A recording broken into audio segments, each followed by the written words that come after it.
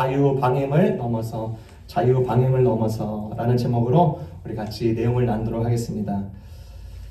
지난 시간까지 우리가 그 성벽이 다 재건됐다는 것, 예루살렘이 보이는 이 성벽, 보이는 성벽은 다 완공을 하였지만 거기가 끝이 아니라고 했습니다. 말씀의 쟁긴 날 앞에 우리 자신들을 비춰보면서 세웠다고 했습니다. 진짜 개혁의 대상은 겉으로 지어지는 건물이 아니라 자기 자신임을 알았기 때문인 것입니다. 말씀 앞에 세워보니까 자기 선조들과 내 자신을 되돌아보기 시작했습니다. 진짜 개혁이 거기서부터 있었던 것이죠. 그리고 나서 11장과 12장은 이제 간단하게 말해서 찬양대를 두 편으로 조직해서 아름답고 활기차고 기쁨이 넘치는 그 성벽 봉헌식을 이게 올려드립니다. 총회를 열어서 마음가짐을 새롭게 하는 거예요. 하나님이 주신 법을 지키겠다. 이제 법도 이렇게 서약도 하고 고백의 기도도 하고 감흥에 넘치는 찬양으로 결단을 굳게 하였습니다. 여러분, 이 장면을 한번 11장 12장의 내용, 제가 말씀드린 이 장면을 한번 머릿속에서 한번 상상해 보세요. 아무도 눌린 마음 없이, 얼굴 찡그리는 거 없이 아주 기쁜 마음으로 이 속에서부터 에너지가 나와서 기쁨으로 섬기는 거예요. 음식을 준비하고 데코레이션도 했겠죠. 봉헌식을 준비하고 또 정말로 하나님께서 주시는 이 말씀의 맛, 이 생기 돋는 이 맛을 겉으로 이렇게 흘러나오듯이 향기가 넘치는 거예요. 계속 향기. 그리고 여기서 끝나면 되는 것입니다. 그렇죠? 여기서 끝나면 되는 거예요. 그런데 여기서 끝나지 않습니다. 13장을 언급하고 느헤미야가 끝납니다. 다시 말해서 느헤미야는 해피엔딩으로 끝나는가? 아닙니다. 느헤미야서의 마지막 장은 이 책을 극명하게 현실적인 결론으로 이끌어줍니다. 가장 영적인 공동체가 현대 세속의 압력에 이끌려서 서서히 적응하면서 그 기준이 얼마나 쉽게 약화될 수 있는지 보여주고 있습니다.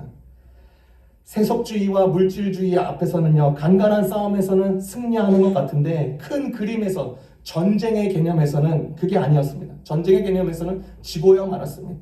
어떤 부분에서 무너져 내렸는지 우리가 세 가지로 한번 살펴보도록 하겠습니다. 첫 번째 나눈 내용은 빈방은 어떤가, 빈방은 어떻습니까? 라는 내용입니다. 느헤미야 리더가 이제 총독으로 이제 성벽 재건 임기를 다 마치고 나서 이제 총 12년을 지냈습니다. 그곳에서. 그리고 자신의 본국 페르시아로 돌아갔어요. 그리고 15년 후에 다시 두 번째 총독 임기를 그곳을 위해서 이렇게 배정받고 돌아왔습니다. 15년 뒤에요. 성벽 재건 뒤에 15년 뒤. 어떤 모습을 기대하고 돌아갔을까? 돌아가서 확인한 내용들이 오늘 13장에 쫙 나오는 것입니다. 여러분, 도비야 기억하십니까? 도비야? 산발락과 도비야, 투톱처럼 이렇게 체제로서 느헤미야가 성벽을 재건할 때 지독히도 괴롭히고 협박하고 인신매매 작전 펼쳐서 죽이려고 음모를 꾸몄던 그 도비야. 그런데 그 도비야라는 자가 하나님의 성전의 방 한 칸을 차지해서 살고 있습니다. 어떻게 그런 일이 있을 수 있을까? 유다 사람들의 성전 건축을 그 누구보다도 아주 지독히도 방해했다고, 그 다음에 저주하고 욕을 하고 방해했던 자인데 어떻게 그 사람이 그곳에서 살고 있는가? 그 원인이 엘리아십이라는 제사장의 행동에 있었습니다. 4절과 7절에 나옵니다. 4절입니다. 이 일이 있기 전이다. 우리 하나님의 성전의 방들을 맡고 있는 엘리아십 제사장은 도비야와 가까이 지내는 사이이다. 7절로 넘어가서 예루살렘으로 다시 돌아와서야 엘리아십이 하나님의 성전뜰 안에 도비야가 살방을 차려준 이 악한 일을 알게 되었다. 엘리아십이라는 이 제사장이요, 도비야와 밀접한 관계를 맺으면서 잘못된 관계를 형성했습니다. 여기서 가까운 관계를 맺었다라는 말은 원어로서 그가 결혼의 정략을 통해서 도비야의 가족과 연결되었음을 말해주는 것입니다. 이 관계는 단순하게 생각해서는 안 되는 것입니다. 이 결혼으로 맺어진 관계, 엘리야십 제사장이 자신의 직분을 심각하게 훼손했음을 의미하고 있는 것입니다. 5절에 나오는 이 큰 방은요, 하나님의 대적을 위한 편리한 호텔룸 용도가 아닌 것입니다. 이 방은 성전의 예배를 위해서 레위인, 성전 직원들을 위한 처소, 예배에 쓰이는 물건을 보관하는 곳입니다. 그런데 그런 장소를 자신과 관련된 결혼 관계로 맺어진 이 가족을 위해서 방을 비워버렸습니다. 그래서 예물을 보관할 곳이나 성간에나 문지기들이 머물 곳이 없는 거예요. 즉히 사욕과 가족을 기쁘게 하려는 사적인 사안으로 하나님의 일을 좌절시키고 있는 것을 보게 됩니다. 그러니까 예배의 이 순결성도 잃게 되고 예배를 위해서 투입되는 레위인들의 역할도 점차 무마되기 시작했습니다. 하나님의 적이 이 방들을 부적절하게 점유함으로써 하나하나씩 무너져 내리기 시작한 것입니다. 물질적이고 개인적인 욕심으로 인해서 그 이득이 영적인 기회보다 더 우선시된 것입니다. 엘리야십 제사장만 잘못된 게 아닙니다. 10절 이하에 보면 유다 백성들은 헌금과 지원을 통해서 레위인들을 실질적으로 지원을 했음에도 불구하고 탐욕을 부리면서 하나님의 것을 자기 주머니에 넣었습니다. 하나님께 바치지 않는 거예요. 그러니까 이 레위인들은 그것으로 생활을 이어나가야 되는데 생활고에 흔들리자 이들은 방을 빼고 나가서 밭일을 하면서 지내고 있는 겁니다. 그리고 예루살렘 성전에는 레위인이 있어야 될 방들이 이들이 나가버리니까 엘리야십 제사장이 그 방을 부적절한 사람을 넣어서 차지하고 만 것이에요. 어느 것이 먼저 일어나는지는 성경에서 기록하고 있지 않습니다. 그런데 이 둘의 이슈는 긴히 연결되어 있는 것입니다. 그러니까 레위인들의 생활고가 어려워지자 레위인들이 밭으로 일하러 나가니까 빈방이 생겼네. 엘리야십이 생각해보니까 도비야 여기 와서 살아.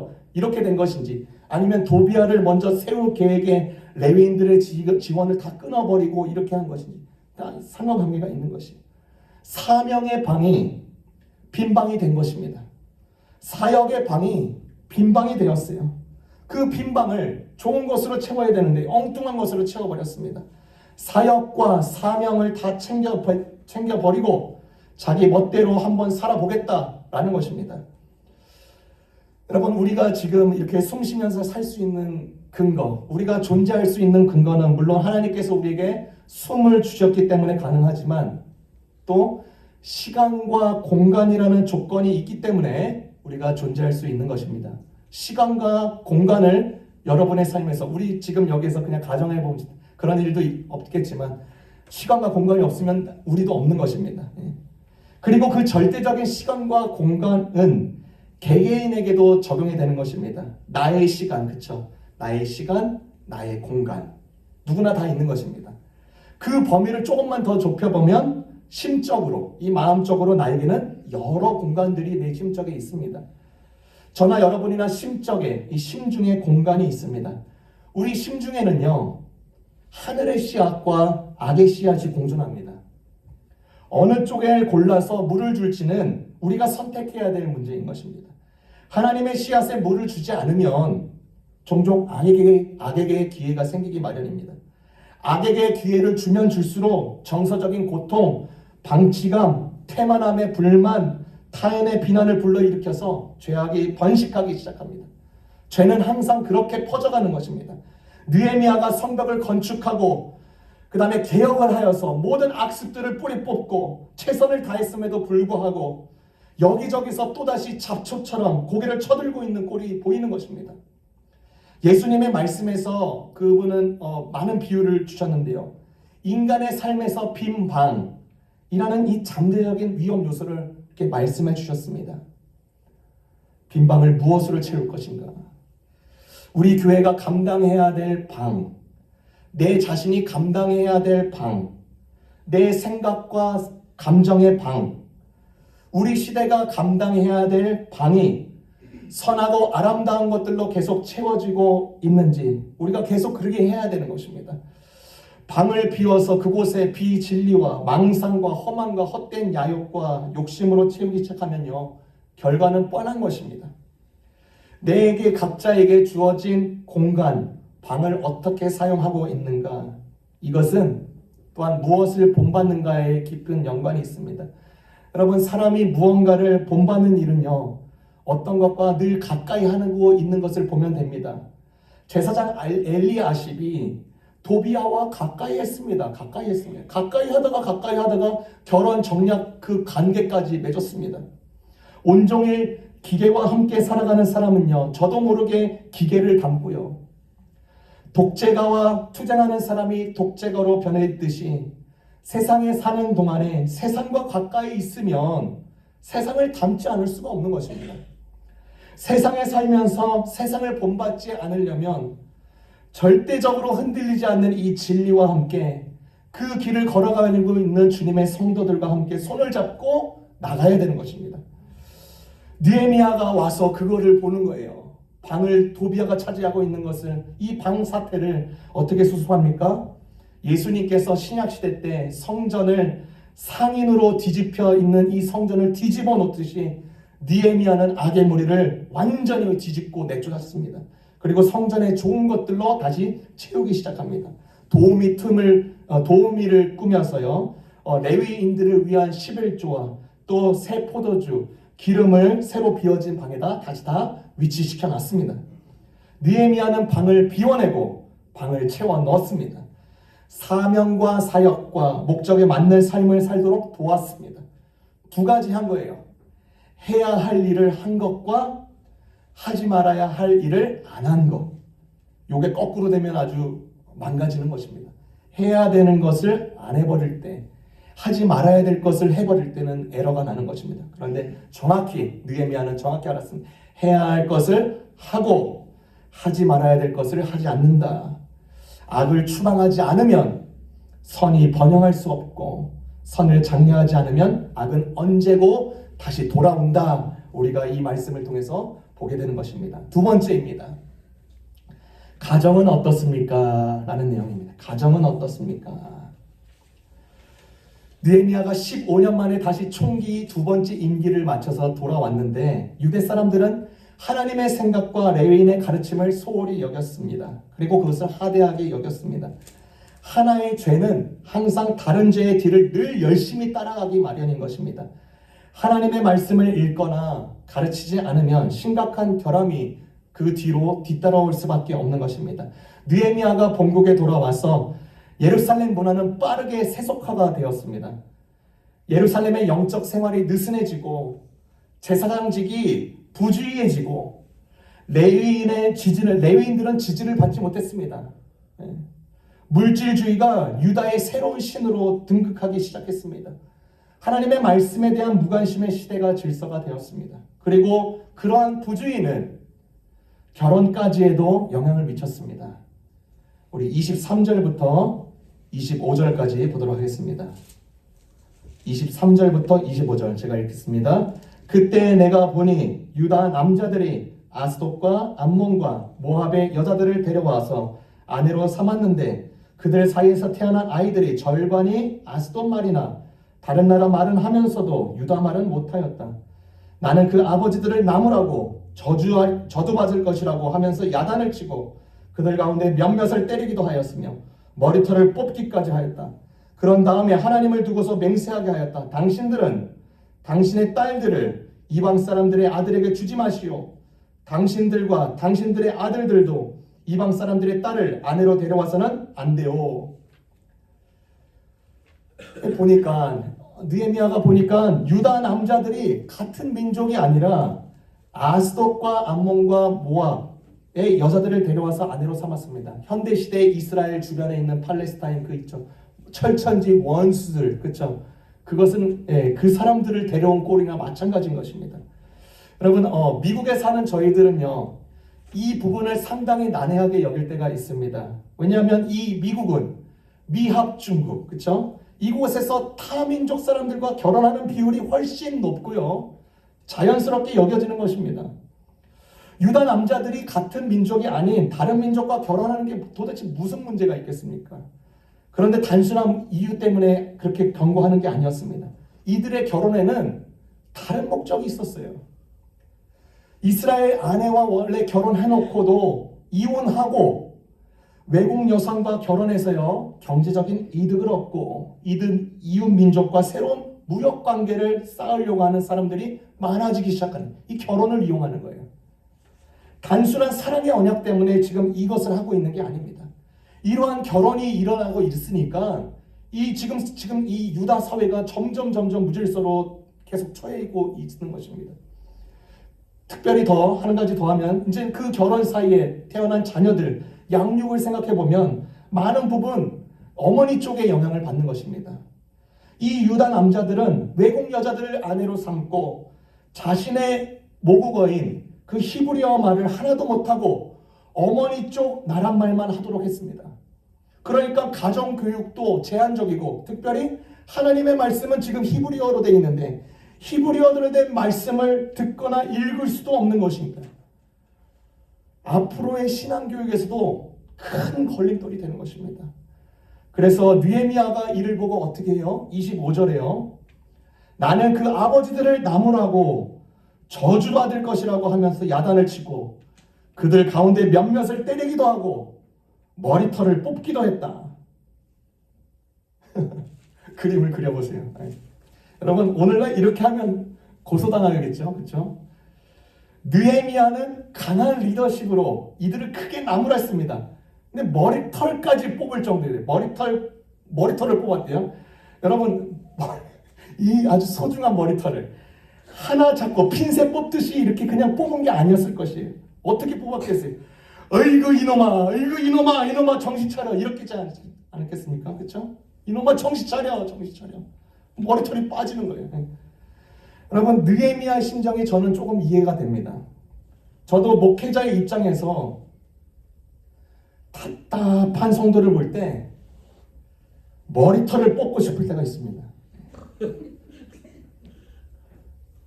한 번도 안 해봤어요.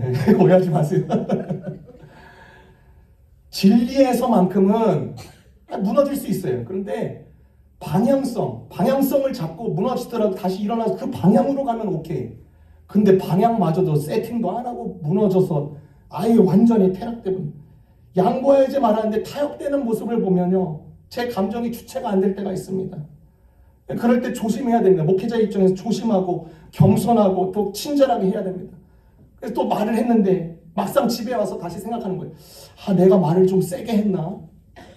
그리고 당사자가 제대로 알아들을 수 있도록 기도를 또 하는 거예요.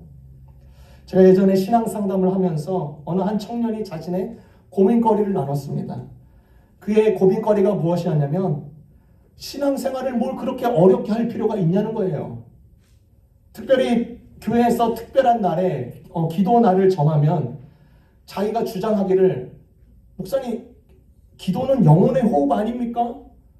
호흡이라면 저는 잘 때도 기도하고 있는 것이고 일어날 때도 기도하고 있는 것이고 저는 늘 기도의 삶을 살고 있는 거예요. 근데 그런 사람일수록 특별 기도 모임에 안 나오시는 거 아시죠?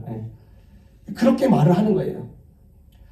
두 번째로 그 청년이 나눈 것은, 목사님, 구약의 이 세부적인 법은 예수님으로 인해서 완전히 폐지되었기 때문에 내가 예수님을 믿으니까 그것으로 충분하지 않아요? 그것으로 내 신앙생활 안전한 거 아닙니까? 그렇게 물어보는 거예요.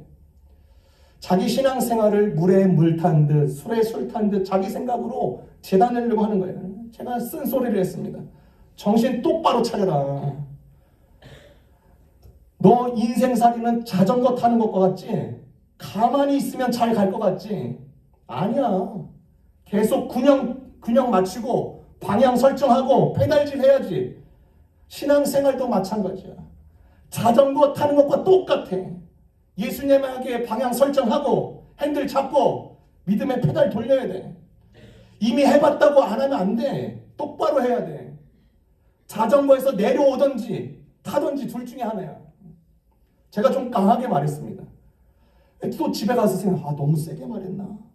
머리털을 뽑을 정도로 그렇게 세게 말했어요. 한참 지난 뒤에 그 청년이 저에게 와서 그렇게 말해요. 목사님, 그때 저에게 쓴소리를 해주셔서 감사해요. 정신이 뻗뜩 났어요. 제가 너무 교만했어요. 제가 신앙생활을 승리할 수 있도록 기도 좀 해주세요. 그렇죠? 여러분, 구약 성경을 보면요, 왕들의 이야기도 많이 나오고 그 하나님의 말씀을 대변했던 선지자들도 많이 나옵니다. 근데 그들 중에 보면 직언을 했던 자가 있는 반면에 왕에게 달콤한 말을 전해주는 사람들이 있습니다. 하나님을 말씀을 전달하는 사람들 중에서는 소금을 주는 자가 있고요, 설탕을 주는 자가 있는 것입니다. 부패된 곳에는 소금을 줘야 되는데 설탕을 주어서 그 순간만 모면하고 완전히 망해버리는 경우가 성경에 빼곡합니다. 여러분, 소금과 설탕 한번 생각해 보세요. 멀리서 볼 때는요, 멀리서 볼 때는 별 차이가 없어 보입니다. 그런데 겉으로만 평가해서 아예 뭐 그게 그거겠지 해버리면요, 결과는 완전히 딴판이 되는 거예요. 소금이 녹여졌을 때, 그곳에 소금으로 절여졌을 때 짜긴 해도, 상대의 말이 성가시긴 해도, 소금으로 인해서 극심하게 쓰라리긴 해도 결국은 살리는 역사가 되는 거예요. 그런데 맛이 좋다고 설탕을 들여 붓기만 하면요, 달콤한 말, 이치에 맞는 말, 상황에 맞는 말, 아무리 맛이 좋다고 들여 부어지는 순간 당뇨에 걸리고 심각한 병에 걸리고 마는 것입니다. 결과는 더 최악으로 치웠습니다. 느헤미야가 돌아오고 나서 그 공동체에 설탕이 아니라 소금을 주고 있는 거예요. 그리고 한 가지를 더 덧붙입니다. 역사적인 사실을 덧붙여요. 26절에서 27절입니다. 유다 사람들에게 말하고 있는 것입니다. 이스라엘 왕 솔로몬이 죄를 지은 것도 바로 이방 여자와 결혼한 일이 아니오. 어느 민족에도 그만한 왕이 없었어. 그는 하나님의 사랑을 한 몸에 받았으며 하나님은 그를 온 이스라엘 왕으로 삼으셨어. 그러나 그마저 죄를 짓게 된 것은 이방 아내들 때문이요. 이제 당신들이 이방 여자들을 아내로 데려와서 이렇게 큰 잘못을 저지르며 하나님을 거역하고 있는데 우리가 어찌 보고만 있을 수 있어. 느헤미야는 역사적인 사실을 유다 백성들에게 주지시키고 있습니다. 당대 최고의 왕, 그 예전에 당대 최고의 왕 솔로몬이 어떻게 망가졌는가를 정확하게 얘기해 줬습니다. 그 왕권 시대 때는요, 이방 여자를 첩으로 들여오는 것은 아주 자연스러웠습니다. 하지만 문제는 그 다음이에요. 여자만 들여오는 게 아니라 그 여자가 마주하고 있는 문화, 신의 개념, 우상들을 다 가져오게 마련인 것입니다. 그것이 아주 큰 걸림돌이 되는 것입니다. 여러분, 솔로몬이 누구예요? 솔로몬? 천하의 솔로몬입니다. 헤이, 나 솔로몬이야. 아무도 그를 미워하는 사람도 없어요. 오히려 존중하고, 그렇게 권력이 높으면 좀 하자가 있을 텐데 하자도 없고, 다른 주변국들은 존중의 표현을 하고 오히려 지혜를 배운다고 오고 도울 일 없어요. 오히려 도와주러 오고, 최고의 지성, 날카로움과 관대함, 지혜, 리더십, 모든 것을 갖춘 자였습니다. 어떠한 여자도 나를 망하게 할 수 없어.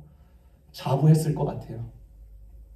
그런데 그가 무너졌습니다. 그의 왕권이 끝나고 나라가 두 짝이 되었어요. 이방 여인들이 가져온 이방 문화와 우상들 때문이었습니다. 솔로몬은 자신의 탁월한 지혜를 자랑했고 자부했지만 그 곁에 있는 이방 여인의 달콤함은 걸러내지 못했습니다. 그 여인들이 섬기고 있는 우상의 신상들까지도 만들었다고 성경은 보도하고 있는 거 보면 그가 얼마나 심각한 부패에 빠졌는가를 우리가 알 수 있게 되는 것입니다.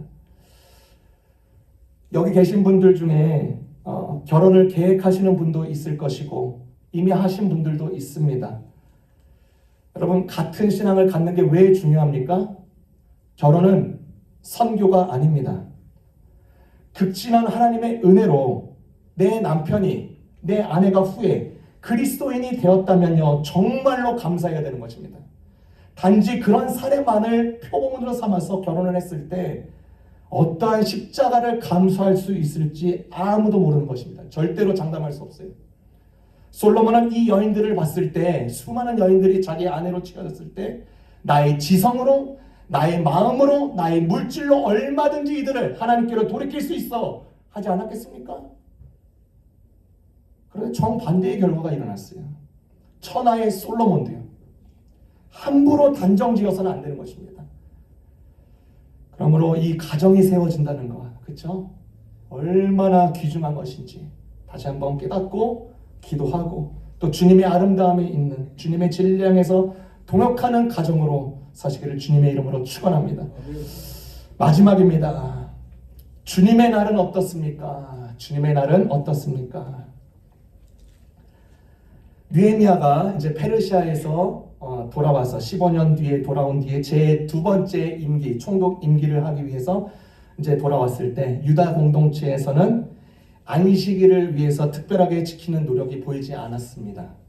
15절입니다. 15절. 그 무렵에 유다에서는 안식일에도 사람들이 술틀을 밟고 곡식을 가져다가 나귀에 지어서 실어 나르며 포도주와 포도송이와 무화 같은 것을 날라드렸다. 안식일인데도 사람들이 이런 여러 가지 짐을 지고 예루살렘으로 들어오는 것이 나의 눈에 띄었다. 나는 안식일에는 사고 파는 일을 하지 말라고 경고하였다.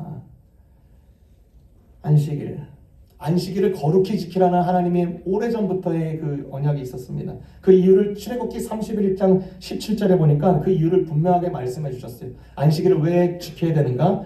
나 주가 엿새 동안 하늘과 땅을 만들고 제7일에는 쉬면서 숨을 돌렸기 때문이다. 숨을 돌렸다는 의미를 의역하면 그는 그의 영혼을 되찾았다라는 의미입니다. 영혼을 되찾는 날. 하나님께서도 쉬셨어요. 세븐스 데이 때. 하나님께서 쉬셨으면 인간이라면 더 쉬어야 됩니다. 쉴 줄 모르는 사람은 자기 영혼을 상실하고 있지 않은지 반드시 점검해야 됩니다. 인간의 도리가 무엇인가? 또 소유와 누림을 최고의 가치로 생각하는 게 아니라 어떤 존재로 살아가야 될지 하나님 앞에서 생각하면서 숨을 돌리는 날, 그렇게 살라는 의미가 안식일인 것입니다. 느헤미야가 돌아와서 보니까 철저하게 지켜야 될 안식일에 사람들이 너무나도 열심히 일을 하고 있는 거예요. 주어진 재산의 만족을 모르고 더 많이 소유하려고 쉬지도 않습니다.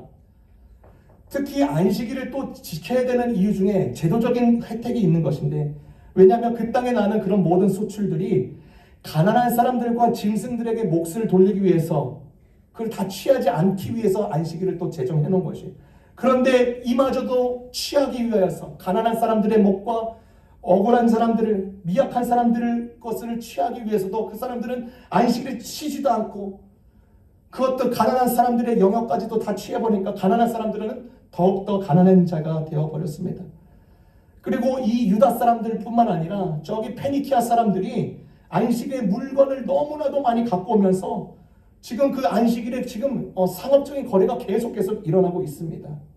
힘이 지배하는 정글이 되어버리고 만 것입니다. 하나님의 의도를 우선하는 대신에 자신들의 사업을 우선시했습니다. 한국에 있을 때도 그러니까 이런 이슈가 있습니다. 늘 목사님 주 6일을 일해야 됩니까? 주 7일을 일해야 됩니까? 네. 한국에서도 자기가 실험을 해봤어요. 주 6일을 일해보고 주 7일을 일해보고 그래서 결론을 내렸어요.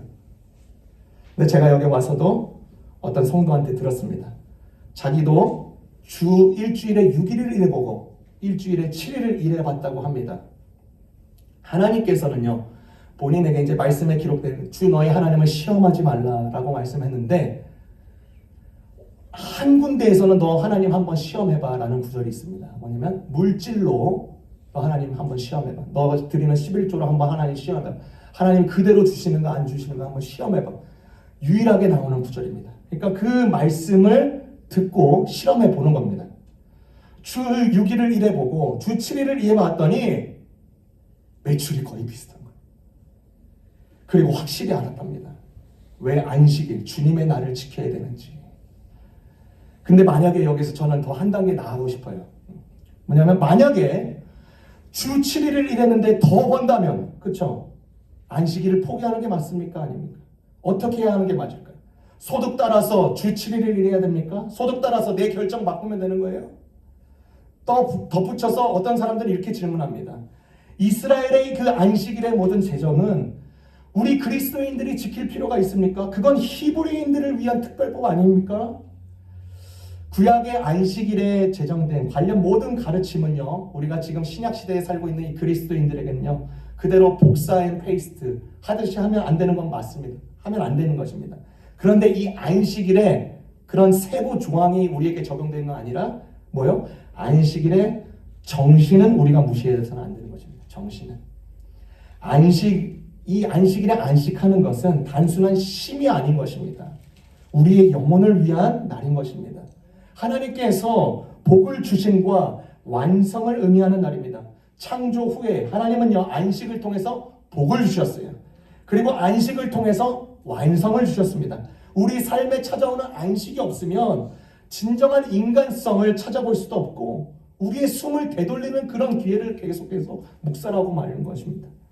주님의 날을 기억하고 예배하고 또 맡아진 바 봉사하고 또 쉬고 성찰하는 것은요, 이 세상의 물결을 거슬러 올라가는 것과 같습니다. 여러분, 세속의 물결은 삶에 365일 쉼이 없습니다. 쉼이 없이 흐르는 이 세속의 물결에 죽은 물고기는요, 물결 따라서 흘러나가기 법입니다. 그러나 살아있는 물고기는 이 세속의 물결을 거슬러 올라갈 수 있는 것입니다.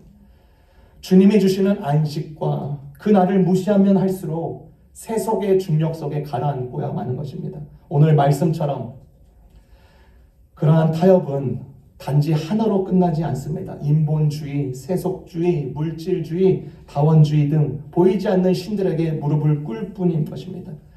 여러분, 사람이 길을 가다가 막힌 길을 보이는 그 사인을 볼 때 그 막힌 길, 그 사인을 보더라도 내가 저 사인 못 믿어. 그러면서 그 데드 엔드 길을 끝까지 가고 나서야 확인하고 나서야 압니까? 아닙니다. 그 사인을 보고 나서도 아는 것입니다. 느헤미야는 다시 한번 상기시키는 거예요. 굳이 너희들 데드 엔드까지 갈 필요 없어. 데드 엔드 줬잖아.